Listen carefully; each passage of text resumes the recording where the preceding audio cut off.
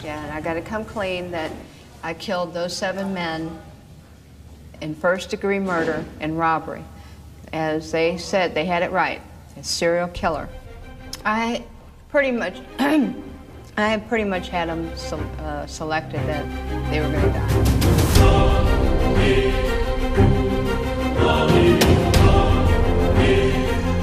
Halo semua, apa kabar? Jumpa lagi dengan saya Grace Torwan dan saya ucapkan terima kasih Anda yang sudah ngeklik channel ini. Dan kali ini saya akan cerita tentang satu peristiwa yang sangat menghebohkan di Amerika, tentang pembunuh berantai berdarah dingin, di mana ternyata pelakunya adalah seorang wanita dan dia adalah wanita pertama yang tercatat sebagai pembunuh serial berdarah dingin di Amerika. Nama wanita itu adalah Aileen Carol Wuornos. Barangkali masa kecilnya yang kelam dan susah yang membuatnya tumbuh menjadi seseorang yang berdarah dingin dan yang mampu menghabisi nyawa orang. Kakeknya, Lori Wuornos, seorang pria yang berperangai kasar yang mati bunuh diri. Ayahnya, Leo Pittman, masuk penjara karena dia memperkosa gadis kecil berusia 7 tahun. Dan Leo Pittman ini pun mati bunuh diri, dia gantung diri ketika dia berada di penjara, di dalam selnya. Dan seumur hidup Aileen tidak pernah berjumpa dengan ayahnya. Ibunya kabur ketika Aileen masih kecil dan meninggalkan begitu saja di rumah kakek neneknya. Ketika Aileen kecil, Aileen sudah melakukan hubungan incest dengan kakaknya sendiri, kakak kandungnya, yaitu Keith. Aileen lahir di Michigan tanggal 29 Februari 1956. Oke, kita lihat orang tuanya. Orang tuanya, Diane dan Leo Pittman, itu mereka kawin lari. Jadi si Leo ini bawa kabur si Diane waktu Diane masih berumur 14 tahun. Mereka kawin lari. Dan atas perkawinan tersebut lahirlah anak pertama mereka, yaitu Keith tahun 1955. Waktu melahirkan anak pertamanya, Keith, Diane masih berumur 14 tahun. Gak lama setelah Keith lahir, Leo ditangkap polisi karena apa? Karena memperkosa anak kecil, gadis kecil yang berusia 7 tahun. Dia masuk penjara. Ketika dia di penjara, Diane mengajukan perceraian dan mereka bercerai. Tapi Diane sudah kadung hamil lagi, hamil anak kedua. Tahun 1956, Aileen Carol lahir. Diane pusing. Dia punya 2 anak yang masih kecil-kecil, satu umur 1 tahun, yang satu masih bayi. Waduh, dia pusing. Dia berusaha keras menghidupi anak-anaknya, namun dia udah gak tahan lagi ketika Aileen berusia 4 tahun dan Keith berusia 5 tahun. Dia tinggalkan kedua anak ini di rumah orang tuanya. Ditinggalkan begitu aja, terus Diane kabur, gak pernah kembali lagi melihat kedua anaknya ini. Tinggallah Aileen dan Keith di rumah kakek neneknya, Lori dan Britta Wuornos, dan pada akhirnya kakek neneknya mengadopsi mereka. Oleh sebab itu mereka memakai nama belakang Wuornos di belakang nama mereka. Tapi ternyata kakek Lori Wuornos ini, dia itu seorang alkoholik, seorang pemabuk, seorang yang jahat, yang kejam, suka menyiksa anak-anak itu. Bahkan lebih gila lagi, Lori ini sering melecehkan secara seksual, melecehkan Aileen ya secara seksual. Aileen gak punya siapa-siapa. Dia cuma punya Keith, abangnya. Dan hubungan mereka itu sangat dekat sekali. Tapi ternyata hubungan mereka itu dekatnya bukan cuma sekedar dekat sebagai abang adik, kakak adik. Tapi ternyata hubungan dekat itu sebagai hubungan incest. Sejak usia 10 tahun, Aileen sudah melakukan hubungan seksual bersama abangnya, Keith. Pusing gak sih? Umur 11 tahun, Aileen sudah melakukan hubungan seks dengan teman-temannya yang laki-laki ya, teman-teman kecilnya yang laki-laki. Demi apa? Demi uang, demi seks, demi rokok, demi drugs, demi makan. Ketika Aileen berumur 13 tahun, dia diperkosa oleh teman kakeknya sampai hamil. Kakek dan nenek Wuornos nggak tahu akan hal ini. Akan tetapi perut Aileen semakin hari semakin besar. Disitulah mereka tahu bahwa cucu mereka ini ternyata hamil. Tahu nggak? Kakek Lori itu marah banget gitu. Dia marah banget melihat cucunya kayak begini. Dia bilang sama cucunya, pokoknya nggak ada cerita. Begitu nanti lahiran, setelah melahirkan, anak ini langsung diadopsi. Melahirkanlah Aileen. Dan Aileen tuh nggak pernah lihat anaknya, nggak pernah menyentuh anaknya. Karena begitu melahirkan, langsung diambil orang untuk diadopsi. Dan di sini Aileen kesel banget. Dia berpikir paling nggak gue lihat dulu ke anak gue pegang dulu ke, gue cium dulu ke. Ini enggak, langsung dibawa. Di situ dia kesel banget sama kakek neneknya. Makin hari sikap Aileen semakin membangkang karena dia benci ya, makin membangkang, makin gak bisa diatur, makin pemarah, makin kesel dia sama kakek neneknya. Pada suatu ketika, Britta Wurno, sang nenek, kena sakit gagal ginjal dan akhirnya meninggal. Itulah waktu yang dipakai oleh kakek Lori untuk mengusir kedua cucunya ini. Dia udah gak tahan dengan sikap bandelnya kedua cucunya, padahal dia sendiri juga gak beres. Tapi saking dia udah kesel yang lihat cucu-cucunya, diusirlah cucu-cucunya keluar dari rumah. Kit menumpang di rumah teman-temannya dari satu rumah ke rumah yang lainnya. Sedangkan Aileen, dia benar-benar secara harafiah dia tinggal di jalanan, dia hidup di jalanan. Dan satu-satunya keahliannya untuk bertahan hidup adalah sebagai PSK. Cara Aileen bekerja sebagai PSK adalah dengan cara menumpang atau hitchhiking dari satu area ke area lainnya. Nanti di dalam mobil dia menawarkan dirinya dan kalau setuju maka terjadilah transaksi tersebut. Karena pekerjaannya sebagai PSK itu menumpang dari satu mobil ke mobil yang lain, akhirnya nyampailah dia ke Daytona Beach di Florida. Dari Michigan turun ke Florida itu jaraknya lumayan cukup jauh. Jadi pengembaraan dia menumpang dari mobil ke mobil. Dan dia merasa di Florida itu dia nyaman, dia enak karena udaranya hangat, enak gitu ya. Jadi dia pikir dia nggak kedinginan dan dia juga nggak pusing mau tinggal di mana karena dia bisa tidur di pantai. Dia nggak perlu tempat tinggal. Life goes on, hidup berjalan terus. Waktu Aileen berusia 20 tahun, dia dilamar oleh seorang kakek berumur 70 tahun, namanya kakek Lewis ya. Mereka berkenalan seperti biasa, waktu itu Aileen menumpang ya, hitchhiking di mobilnya dia, dan tujuannya ya PSK itu tadi gitu loh. Tapi ternyata si kakek jatuh cinta melihat gadis ini. Jatuh cinta dan melamar, Aileen pun mau, mereka pun menikah. Waktu mereka menikah, hidup Aileen itu udah bagus sebenarnya ya, karena kebutuhannya semuanya itu terpenuhi. Dipenuhi oleh, secara finansial juga dipenuhi oleh kakek Louis gitu loh. Tapi satu saat kakek Louis itu nggak ngasih dia duit. Nah, jiwa pemberangnya, jiwa pemarahnya, jiwa bandelnya si Aileen ini keluar lagi. Si kakek tahu nggak dia apain? Dipukulin pakai tongkatnya si kakek. KDRT. Kakek ketakutan, kakek lapor ke polisi, terus sudah begitu Aileen sih nggak ditangkap gitu loh, cuman mereka akhirnya bercerai. Dan Aileen akhirnya luntang-lantung lagi hidup di jalanan. Umur perkawinan mereka cuma 9 minggu. Bersamaan dengan itu juga dia mendengar kabar bahwa abangnya Keith meninggal karena sakit kanker tenggorokan ya. Dan itu merupakan kesedihan yang mendalam buat dia karena dia begitu mengasihi dan menyayangi Keith ya. Dia tenggelam dalam alkohol untuk menghilangkan rasa kesedihannya gitu ya. Sampai akhirnya dia merasakan hidup dia tuh udah kayaknya berat banget. Dia udah gak punya siapa-siapa. Akhirnya dia beli senjata revolver kaliber 22. Apa yang dilakukan selanjutnya? Dia bunuh diri, tapi nyawanya bisa diselamatkan di rumah sakit. 3 tahun kemudian dengan pistol yang sama, dia melakukan perampokan di minimarket. Dia tertangkap, pendek cerita, dia masuk penjara 3 tahun.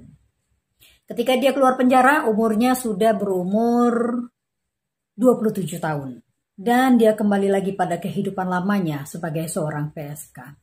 Dalam lubuk hatinya itu ada keinginan ya untuk mempunyai relationship dengan seseorang. Tapi ya bagaimana, dia benci sama laki-laki. Buat dia laki-laki itu cuma untuk memanfaatkan dia aja, untuk melecehkan dia aja. Gak ada yang benar-benar sayang sama dia. Lalu hatinya pun terpaut dan berpindah kepada sesama jenis. Bertemulah dia dengan Tyria namanya, tapi dia panggil Tyra Moore. Tyra Moore ini seorang pekerja bersih-bersih di motel ya. Hubungan seperti inilah yang selalu diinginkan Aileen. Dan dia ingin melakukan apa saja untuk mempertahankan agar hubungannya ini langgeng. Tapi kemudian Tyra tahu kalau Aileen ini adalah seorang PSK. Dan Tyra nggak suka dengan pekerjaannya itu. I tried everything I could to have her stop doing that. Because for one, it's not safe. And that I did care about her. But she never gave it up. It seemed like I was all she had. And I felt if I left, she wouldn't have anything.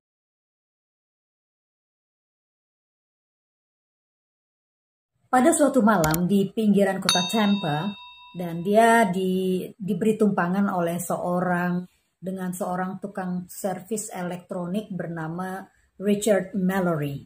Lalu Pak Richard ini memarkirkan mobilnya di tepi hutan dan terjadilah transaksi di situ. Maka ya begitu. Tapi ternyata si Richard ini kasar.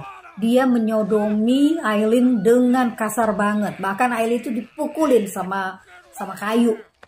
Untuk menyelamatkan dirinya, Aileen berusaha merogoh cari tasnya, dapatlah revolvernya itu yang 22 kaliber 22 itu. Dia tembak dadanya 2 kali. Aileen ngambil apa aja yang ada di dalam dompetnya Richard Mallory ini. Habis itu tubuhnya si Richard ini dia bungkus pakai, kebetulan di situ ada karpet ya. Dia bungkus pakai karpet, dia bawa masuk ke dalam semak-semak.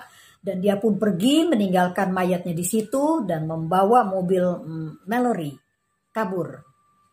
Dia tinggalkan dia tuh mayatnya di situ di semak-semak. Sampai di motel, Aileen cerita kepada Tyra bahwa dia baru saja membunuh seorang pria. Tapi Tyra gak percaya karena Tyra pikir alah dia paling cuma omdo doang supaya dia dibilang apa ya, dibilang hebat kali atau dibilang apa gitu. Pokoknya Tyra tuh gak percaya gitu loh. Tapi kemudian Aileen menyuruh Tyra untuk berkemas-kemas. Mereka mengumpulkan segala macam seluruh barang-barang mereka yang ada di motel tersebut untuk dimasukin ke dalam mobilnya Richard Mallory. Disitulah baru Tyra sadar, wah iya ternyata nih, ini bukan mobil dia, ini mobil orang nih. Lalu mereka keluar dari motel tersebut, pindah motel, dan kemudian Aileen kembali membawa mobil itu. Dia buang mobil itu di semak-semak lain lagi. 2 hari kemudian mobil tersebut diketemukan dan mayat Mallory diketemukan 2 minggu kemudian. Polisi itu nggak punya clue ya yang mengarah terhadap kejadian tersebut. Apa ini pembunuhan macam apa ini. Mereka masih nggak punya clue. Jadi untuk sementara kasus itu dipeti eskan dan Tyra pun nggak lapor sama polisi kalau dia sudah mendengar bahwa sudah terjadi pembunuhan. 6 bulan kemudian Aileen beraksi lagi. Dalam waktu yang berdekatan jatuh 3 korban. Tanggal 19 Mei 1990, David Spears, seorang pekerja konstruksi, dinyatakan hilang dan tanggal 1 Juni tubuhnya ditemukan di semak-semak dalam keadaan telanjang dengan 6 tembakan. Lalu nggak sampai 2 minggu ya dari kejadian tersebut, Charles Carscaden, dia seorang pekerja rodeo, dia ditembak 9 kali dan tubuhnya ditemukan di semak-semak. Nah, untuk kasus yang ini, Aileen tuh sempat ngambil pistolnya, bahkan digadaikan pistolnya tersebut. Terus tanggal 4 Juli 1990, Aileen dan Tyra mengendarai satu mobil dan mereka mengalami kecelakaan, mobilnya tuh terbalik ya. Nah, di situ mereka mendapat bantuan dari orang-orang sekitar dan kemudian Aileen tuh sadar kecelakaan ini bisa membahayakan dia. Karena mobil yang dipakai ini adalah mobil dari korbannya yang keempat yang bernama Peter Sim. Jadi setelah Peter Sim dibunuh, mobilnya dipakai oleh Aileen dan Tyra. Terbalik mobilnya, jadi orang sempatlah melihat mukanya Aileen dan Tyra di dalam mobil itu. Tyra Moore mulai takut, dia sebenarnya ingin meninggalkan Aileen, tapi ya itu dia takut dibunuh. Setiap kali habis membunuh, Aileen udah pasti mengambil uang korbannya ya. Dan sampai di rumah nanti duit itu akan diperlihatkan tuh sama Tyra, hey look, lihat, aku bawa duit. Kita bisa bayar uang sewa, kita bisa party, kita bisa senang-senang, dan semua akan baik-baik saja. Korbannya bertambah lagi, Troy Eugene Burrs, 50 tahun, dia seorang salesman ya. Dia dinyatakan hilang. 4 hari kemudian mayatnya baru ditemukan. Kondisinya 2 kali kena tembak. Lalu Charles Humphrey, 56 tahun, dia pensiunan Angkatan Udara berpangkat mayor. Dia juga penyidik kasus kriminalitas terhadap anak-anak, dan dia juga mantan polisi. Charles Humphrey dibunuh tanggal 11 September 1990 dan mayatnya diketemukan cepet ya, keesokan harinya mayatnya langsung ketemu. Dan dia itu kena tembak 6 kali. Lalu Walter Gino Antonio, 62 tahun. Mayat supir truk sekaligus satpam ini ditemukan tanggal 19 November 1990. Dan tubuhnya hampir telanjang, ditemukan di semak-semak juga di pedalaman daerah Dixie.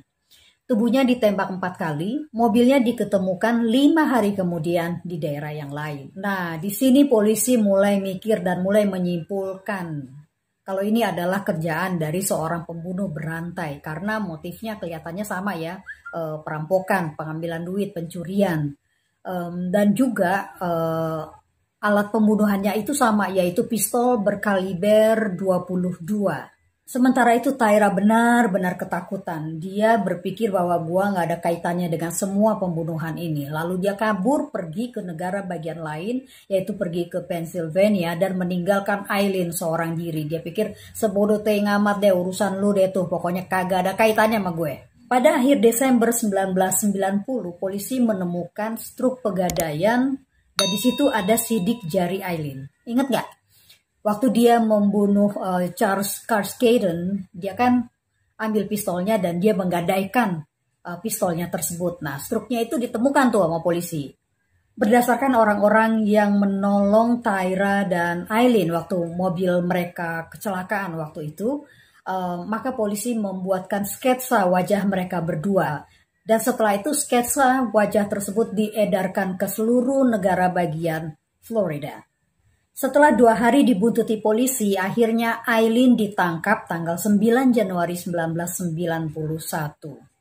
Polisi juga berhasil menemukan Tyra. Well, I was very cooperative. Anything I knew, I told them. I knew I didn't have anything to hide. Because I knew I was nowhere around her when she did any of this. Tyra mengaku kepada polisi bahwa dia hanya tahu satu pembunuhan yang dilakukan oleh Eileen. Untuk menjerat Eileen, maka polisi mengatur satu keadaan ya, satu kondisi di mana Eileen akan menelpon Tyra di motelnya dan Tyra setuju. Karena Tyra juga ingin tahu ya, ingin melihat apakah Eileen akan melibatkan dirinya atau Eileen akan benar-benar mengakui bahwa semua itu perbuatan dirinya sendiri tanpa dibantu oleh siapapun juga, termasuk Tyra. Hey, Ty? Yeah. What are you doing? Nothing. What the hell are you doing? Nothing. I'm sitting here in jail. Yeah, it's what I heard. There's been officials up at my parents' house asking some questions. Uh-oh. And I'm getting scared. Katanya Look, I gotta polisi ask you something. Is nanyain there anybody in that keluarganya. room? No, just me. What? What? Tyra Is there benar-benar anybody in takut. your room? Akhirnya tanggal 16 Januari 1991, setahun setelah dia ditangkap, Eileen membuat pernyataan bahwa dialah yang melakukan semua pembunuhan tersebut seorang diri tanpa dibantu oleh siapapun termasuk Tyra. Nah, di ruangan ini dia lagi ngaku nih. Dia lagi ngaku kalau dia yang melakukan semuanya sendirian.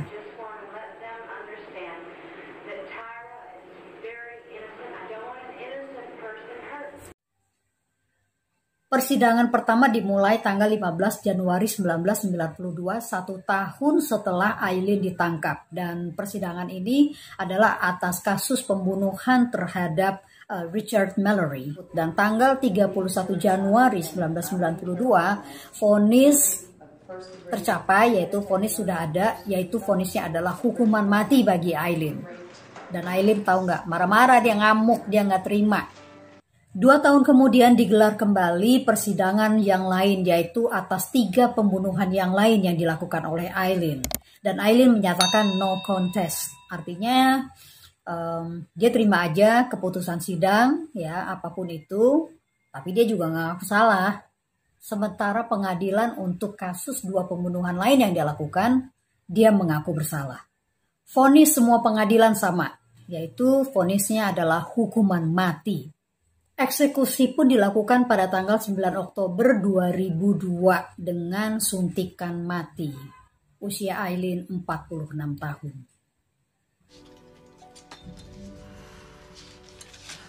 I'm prepared. I'm all right with it. Yeah, I'm ready to go. Kasihan I'm sebenarnya. okay. I'm okay. God is going to be there. Jesus Christ is going to be there. All the angels and everything. Begitulah kehidupan tragis Aileen Wuornos. Kehidupannya itu difilmkan loh dengan film yang diberi judul The Monster. Ingat gak film itu? Film tahun 2003.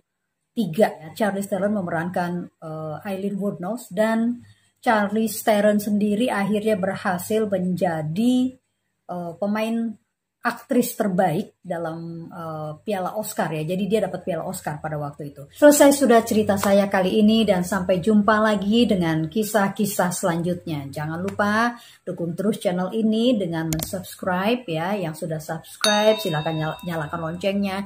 Yang belum subscribe silahkan subscribe agar channel ini bisa semakin berkembang. Terima kasih banyak untuk semua perhatian kalian semuanya. Kita jumpa lagi di waktu yang akan datang. Bye!